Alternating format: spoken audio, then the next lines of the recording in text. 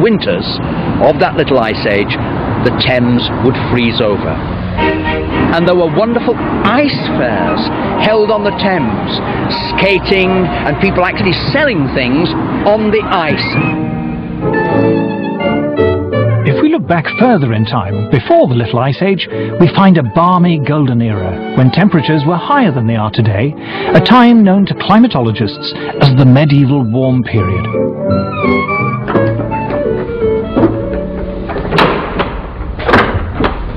It's important that people know that climate enabled a quite different lifestyle in the medieval period. We have this view today that warming is going to have apocalyptic outcomes. In fact, wherever you describe this warm period, it appears to be associated with riches. We're having a heat wave. In Europe, this was the great age of the cathedral builders, a time when, according to Chaucer, vineyards flourished even in the north of England. All over the city of London, there are little memories of the vineyards that grew in the medieval warm period. So this was a wonderfully rich time. And this little church, in a sense, symbolizes it, because it comes from a period of great wealth. Going back in time further still, before the medieval warm period, we find more warm spells, including a very prolonged period during the Bronze Age, known to geologists as the Holocene maximum, when temperatures were significantly higher than they are now for more than 3 millennia. If we go back 8,000 years in the Holocene period, our current interglacial, it was much warmer than it is today. Now the polar bears obviously survived that period. They're with us today.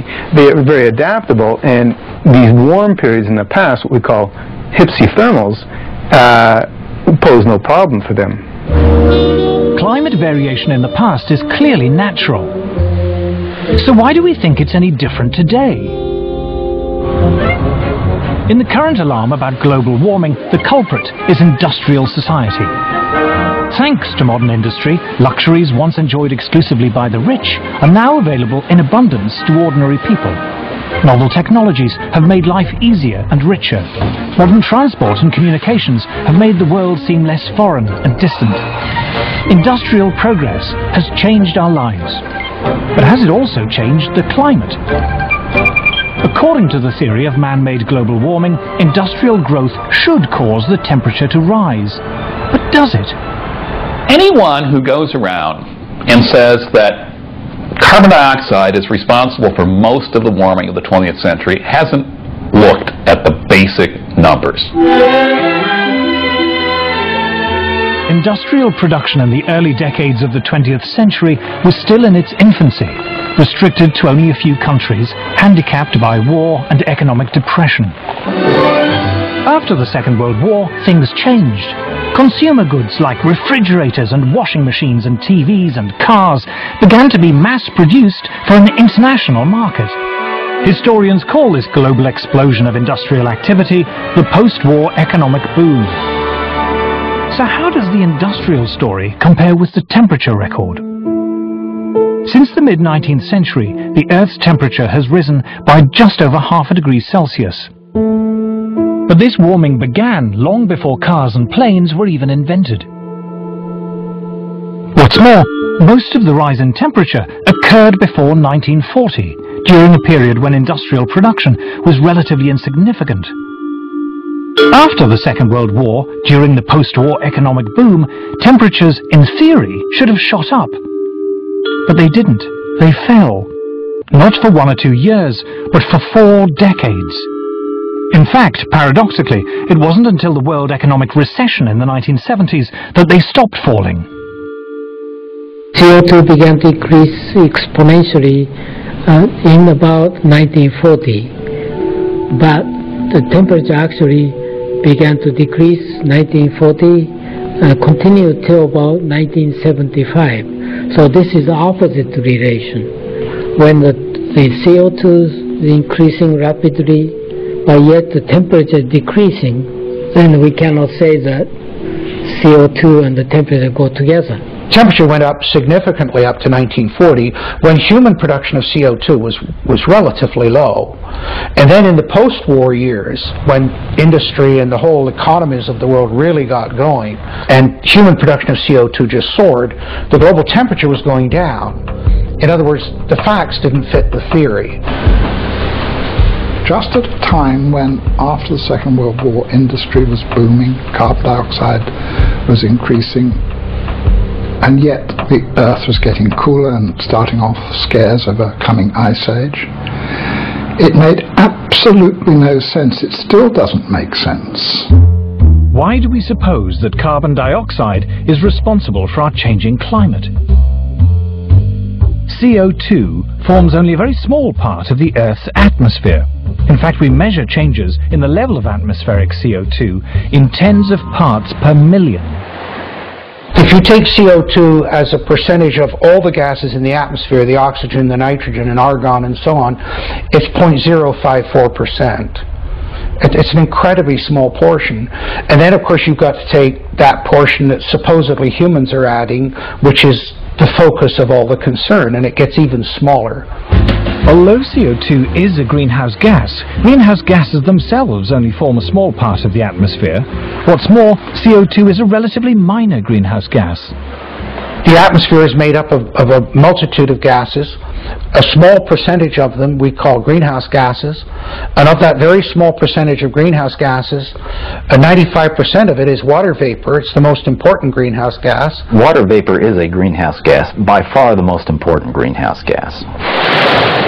So is there any way of checking whether the recent warming was due to an increase in greenhouse gas? There is only one way to tell, and that is to look up in the sky, or a part of the sky known to scientists as the troposphere.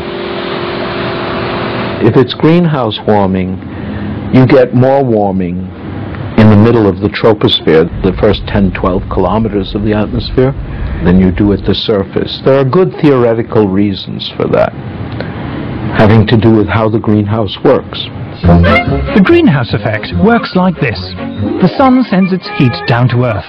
If it weren't for greenhouse gases, this solar radiation would bounce back into space, leaving the planet cold and uninhabitable. Greenhouse gas traps the escaping heat in the Earth's troposphere, a few miles above the surface. And it's here, according to the climate models, that the rate of warming should be highest, if it's greenhouse gas that's causing it. All the models, every one of them, calculates that the warming should be faster as you go up from the surface into the atmosphere. And in fact, the maximum warming over the equator should take place at an altitude of about 10 kilometers.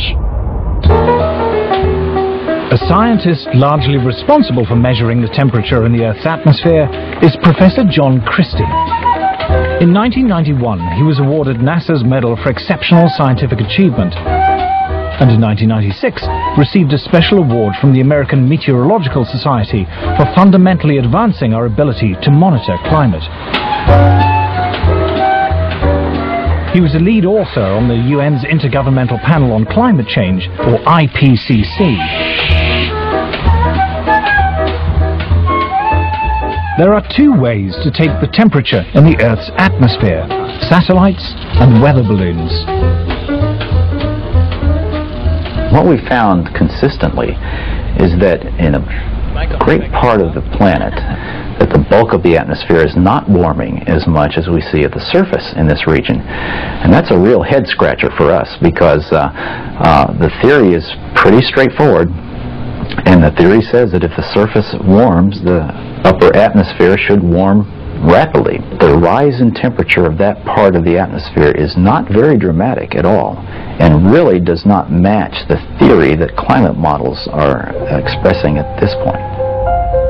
One of the problems that is plaguing the models is that they predict that as you go up through the atmosphere, except in the polar regions, that the rate of warming increases. And it's quite clear from two data sets, not just satellite data, which everybody talks about, but from weather balloon data, that you don't see that effect. In fact, it looks like the surface temperatures are warming slightly more than the upper air temperatures. That's a big difference. That data gives you a handle on the fact that what you're seeing is warming that probably is not due to greenhouse gases. That is, the observations do not show an increase with altitude. In fact, most observations show